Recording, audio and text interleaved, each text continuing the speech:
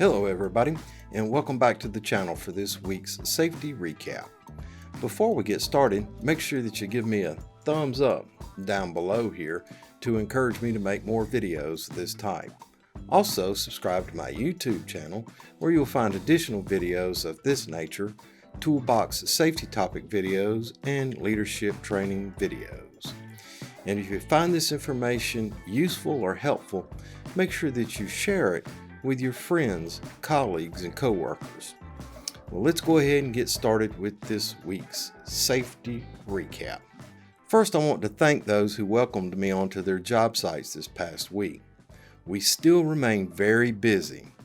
The safety culture is holding strong as we increase in numbers and work. Continue to be the examples others wish to follow. Now, there were a few noted items of safety concern, and I will speak to them after a few words about being client-focused. I recently read this article at Safety Talk Ideas, and I thought I'd share it with you. And it's called Being Client-Focused. Have you ever heard the term client-focused? For employees who are not in management role, they may not give much attention to the term client-focused. But in the construction industry, every employee should consider the importance of being client-focused. What does being client-focused mean? Being client-focused means keeping the client or project owner's best interest in mind when completing your work. In the construction industry, the general contractor or project owner almost always has a high regard for safety for all subcontracted employees on the work site, followed by productivity. If a worker is client-focused, then keeping the client's best interests in mind would mean they are approaching their work both safely and efficiently as best as they possibly can. Examples of being client-focused would be following all safe work practices and company-specific safety procedures when completing work. Approaching work with forethought and keeping in mind any possible negative impacts that could result from poorly executed work. Ultimately treating how you approach your work as you were the one who owned the end outcomes, good and bad. Being client-focused is important for all employees. By completing work from a client-focused standpoint, you ensure you are representing your company well, which often leads to additional work from the same client. It also leads to earning work with other companies who are involved in the project. Earning more work ensures all employees will continue to have jobs even after that specific project ends. Approaching work in this manner not only means that there are less injuries and property damage incidents on the job as a whole, but each individual worker also can reap the benefits of additional work. In summary, approach your work in a manner that maintains the best interest of your company as well as the client. Being client-focused goes a long way in creating a safe and productive workplace, which can lead to the company you work for landing more projects that will keep you working. Thinking of how your actions impact others is often a great path to producing work that benefits yourself as well in the long run. Now here's a discussion point. On your project, what are some specific actions we can take that maintains the client's best interests here? Ask your team that question, see what they come up with. On with the recap. Let's talk about batteries. Now, batteries have quickly replaced corded hand tools on the job site. From hand drills to sawzalls to power saws, they've been moving toward battery operation. And now that's good news. No more worrying about power cords, GFCIs, and less worry about electric shock. However, batteries do have their own sets of hazards. Let's ensure that we recognize potential battery failure, which include batteries that won't charge, swelling batteries, or batteries that develop excessive heat. all of which could be indicators of imminent catastrophic failure. Some of the lithium or lithium polymer batteries have been known to catch fire under certain circumstances.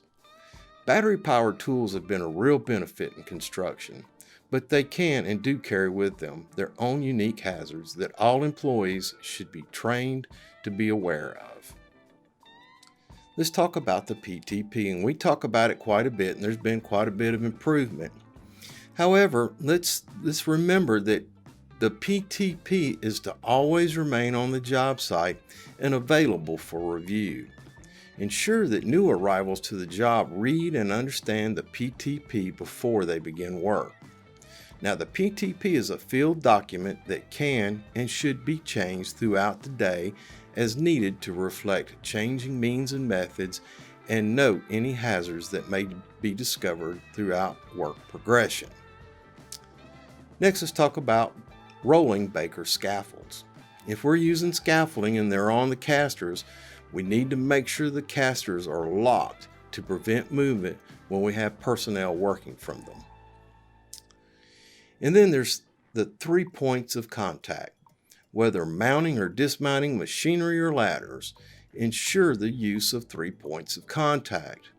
Don't climb with items in your hands. Use ropes, buckets and ropes, tool belts, etc. to keep hands free while climbing.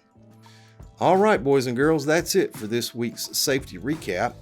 Thanks for stopping by and thanks for watching. Make sure you give me a thumbs up down below here to encourage me to make more videos of this type. Also, subscribe to my YouTube channel where you will find additional videos of this nature, toolbox safety topic videos, and leadership training videos.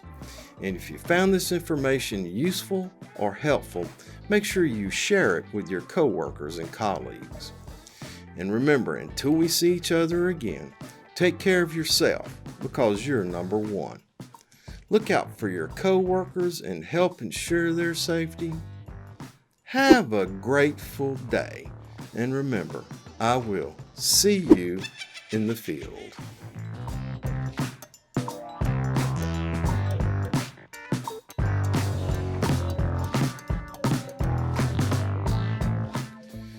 All right, I had a couple goof ups in there. I'll try and edit it out and make this presentable.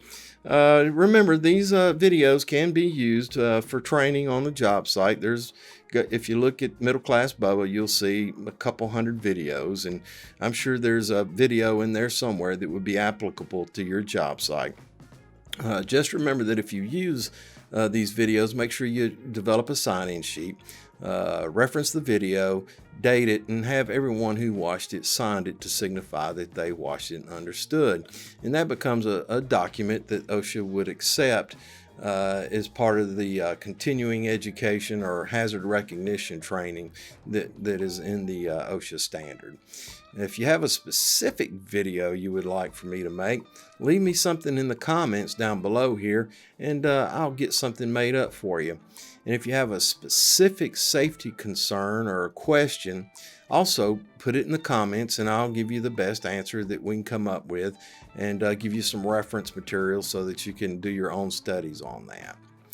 Anyway, if you watch to the very end, I've been a little remiss the past couple weeks. I haven't been able to get out and do anything for the late spring, but I had some interesting stuff I did a couple years ago, so I'll leave you a couple Easter eggs here at the end, and feel free to comment whether good, bad, or indifferent. Anyway, and remember, I'm working on something I'm calling the Fisherman's Collection. So keep that in mind. Keep an eye out. As I get time, I'll get those posted as a video on my channel. Anyway, thanks for watching. Have a grateful day, and I'll see you in the field. End recording. Stop recording.